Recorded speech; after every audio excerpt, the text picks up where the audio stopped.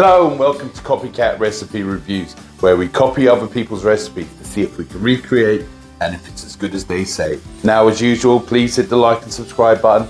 It helps out the channel a lot and I really appreciate it. Also, if you fancy buying me a coffee, I'll leave the link in the description, leave a recipe with it and we'll get it done. Alright, so today we're going to make a beef ale stew with dumplings, made by a guy called John Kirkwood. So I'm going to try and copy his recipe because it looks good. Now, Leslie Britton has asked me to do this. Now, Leslie Britton has been a subscriber from the beginning and I owe her to do my best job that I can today. So this is for you. Now, again, I've made a beef stew before throwing the sachets in. I've never made dumplings. I haven't had dumplings in a while, which are quite nice, but I'm going to give it my best shot today. So let's get messy.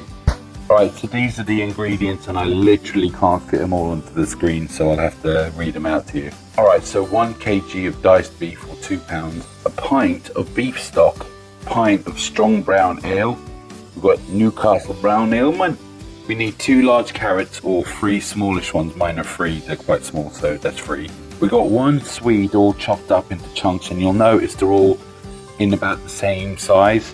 Again, we've got 1 large leek and chopped again the same size. And I want to point out the outer leaf we're keeping because we're going to put this into the dumplings.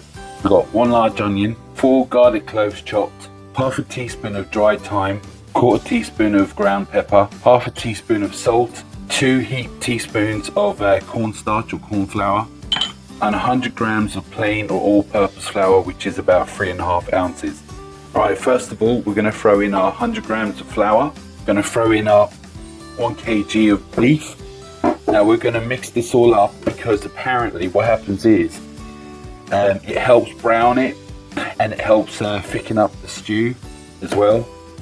So that's what we're going to do first. Mix up real good. Alright, there you go. Voila. Alright, so we're going to add 2 or 3 tablespoons of vegetable oil. Stick this on sear for a couple of minutes. On, down, sear. I'm going to put it on high. Give it a couple of minutes to get hot and we'll throw in the beef. Alright, so that looks like it's hot enough for now. So what we're going to do is we're going to put our beef in like so. Oh, it's all sticky because of the flour. It's real sticky. Alright, that was stickier than I thought. The flour made it all clumped together, but it's in now, so we're going to sear this up. Now, there is a reason, I know I could do this in the pan, right? The reason why I'm doing it like this is because we want the flour and the juices in the pan, this pan. So instead of transferring them over from the pan to this pan, I'm doing it in this. Alright, if you ask me, and you haven't, this beef is done enough for me. So I'm going to transfer this all into a bowl.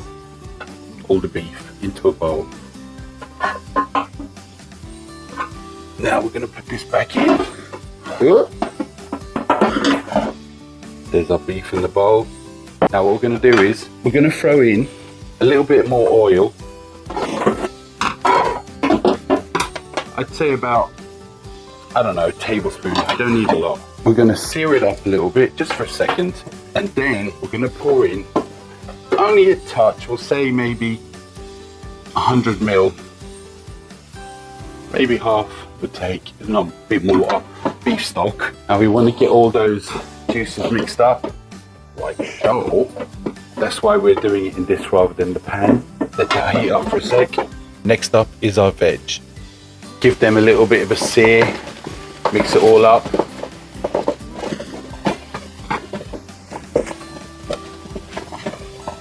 Soften them up a little bit. So we seared them just for a couple of minutes, like so, as I said. So now what we're going to do is we're going to throw in our beef, like so. We're going to mix that up real good. Looking kind of full. It's looking kind of really full. Oh dear. Like, this is a lot of stuff going on here. I'm sure it'll be fine though, I think. Alright, after a few minutes of that searing up together, we're going to throw in our seasoning. Whoop. Get it all out. Our pepper, our thyme, our salt, our chopped up garlic. We're going to give that a mix. And you know what I'm going to say, we're going to mix it up real good. I think that's going to be on my tombstone, on my headstone when I die.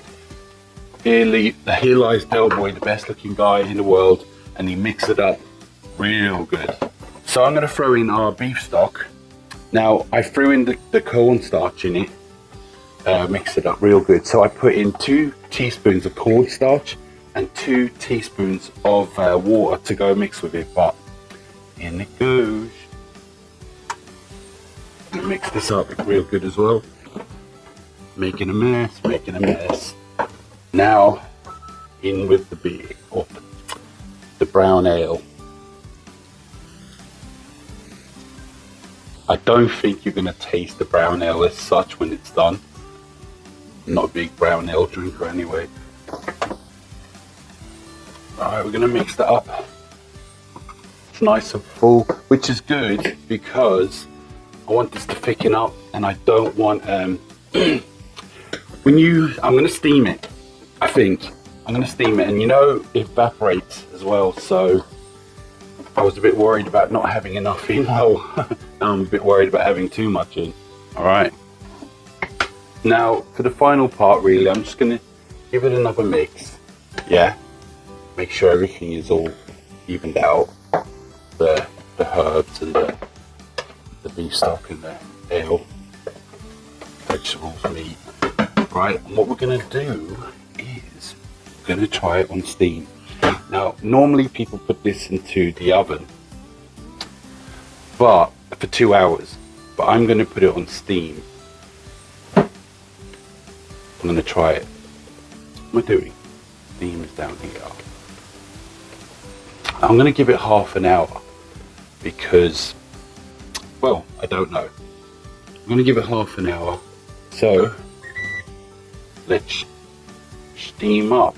Now all I know is, what I don't know, it's just one out of experience. I always know the carrots, maybe the Swede, take the longest. The carrots will take the longest. And when the carrots are soft, I know everything else is done.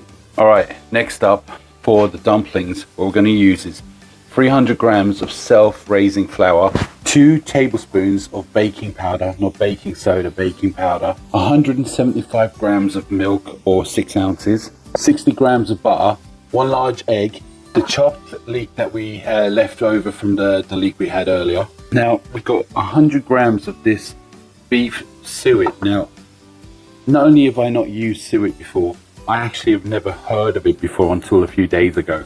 So this will be a first. Alright, so our self-raising flour, we're going to add 2 teaspoons of baking powder. Mix that up real good. Now for the sticky part, we're going to put in our butter, which great. So we're going to mix this butter in with it until it kind of looks like breadcrumbs or something. It's going to take a few minutes. So, see if I can accomplish it. Alright, so to me that looks like it's fine-ish looking breadcrumbs. So in goes our leek. We finally chopped the leek, so we're going to mix the leek in. Alright, that looks mixed enough. Now what we're going to do is we're going to throw our egg. Let me put that in front of the camera. We're going to throw our egg into our milk. Give that a mix. Now back to this. Now the reason why I did it that way is because apparently this kind of melts or something. So you throw it in, mix it up pretty fast because apparently it melts with your hand or something. So mix it up real good. But do it fast. Doing as fast as I can, but making a mess. Okay, I think that's mixed, but we're about to find out. Now we're going to throw in our milk and egg. I'm going to mix this up so it looks like, I don't know, doughy, I suppose. I'm swapping it with this. I'm swapping it with this spoon because it's harder. Now I don't know if that's enough or done enough, but it feels like as much as I can do. So what we've got to do is you've got to cover it up. Tea towel, which I am going to use my old t-shirt, my favorite t-shirt that I ruined, but it's clean, so I'll have to do. So I'm going to leave that for a while. All right, what do you all think? Looks pretty good. Looks pretty good.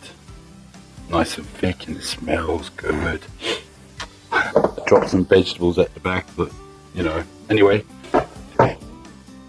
Alright, so we're over the workstation, and what we're going to do is we're going to throw our dumplings in like so. Well, alright, so what we've got to do is we've got to put our spoon in here like that to make it all wet, and then take out, I don't know, take out a bit, put it in like that, I think. Yeah, more like this. I don't know what size this should be, but you know. All right, so there it is. Now I know I didn't do it as gorgeous as the video I watched, but I'm so good looking, I make up for it. So back over to the combi.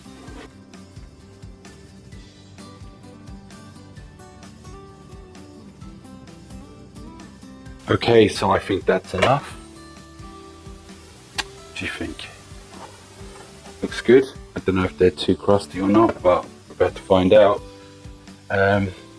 Yeah, so that took the whole 12, 24, nearly 30 minutes. Anyway, let's check it out. And there we go. What do you think? Looks good? They're not too hard. I thought they'd be very hard, but that's just crusty. I think the middle will be done. Hopefully the middle's done, but it just looks, if you could smell what I could smell, it's amazing. So yeah, let's serve it up. Okay, so this is what John Kirkwood didn't do. I'm gonna make it look more decorative. So I'm gonna get one of our dumplings, put it in here. This is a Yorkshire pudding, for those who don't know. It's a large one. Yeah. And we're gonna throw in some of our stew around it, like so.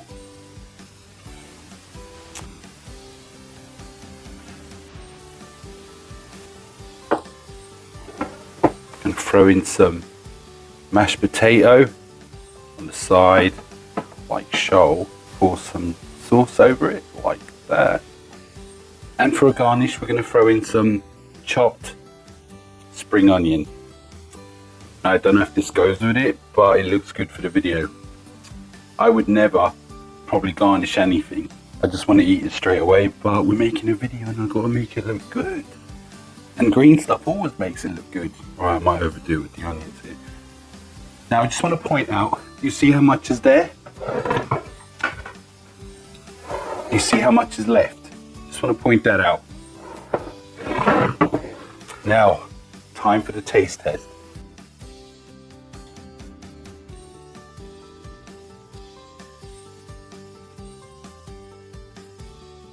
All right, now for the taste test. I'm going to jump in and try the dumpling without anything on it, really.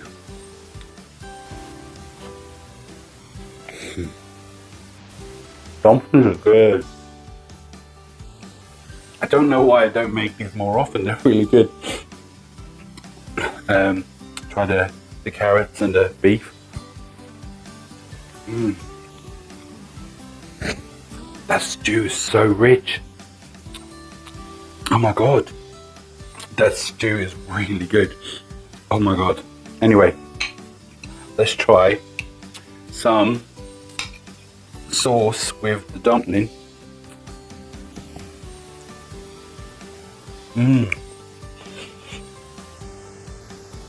By the power of Grayskull. It's so good. Shiver me timbers. That's all I can say.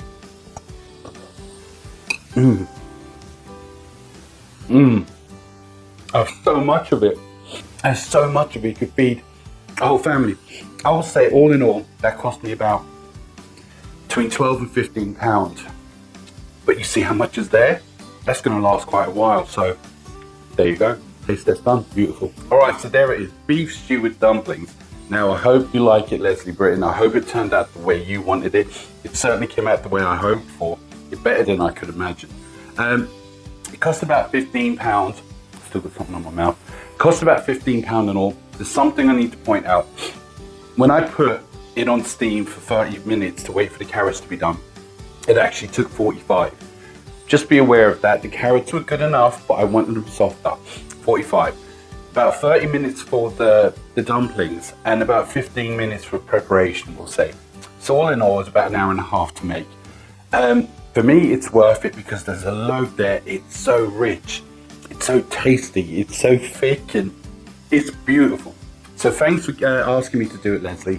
I really appreciate it. I really enjoyed it. And I have something to eat tonight for my son and myself, and I'd like to give it to the dogs, but there's probably garlic they can't have. But anyway, look, remember this. If I can do this, you can do it. And I got this recipe from a YouTube channel called John Kirkwood, and I'll put the link in the description. Maybe he can show you how to do it better. He's got a good channel. I think I've made something from his before and it came out the way he said it would. So like and subscribe.